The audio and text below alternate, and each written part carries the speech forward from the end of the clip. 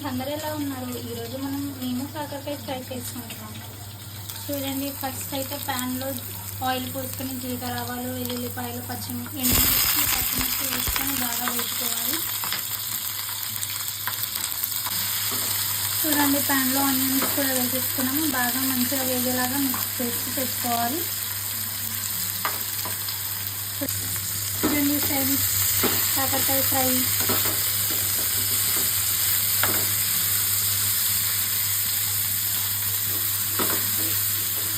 చూడండి ఫ్రెండ్స్, చూసుకొని తినేయాలనిపిస్తుంది. Wow friends, కాకరకాయ ఫ్రై ఉప్పు వేసేసుకొని బాగా వేగించుకున్నాము.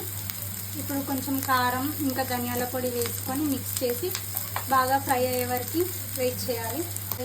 మనకి సరిపడా కారం, కొంచెం ధనియాల పొడి, కొంచెం ఉప్పు వేసుకొని బాగా మిక్స్ చేసి వేగించుకొని పెట్టుకోవాలి.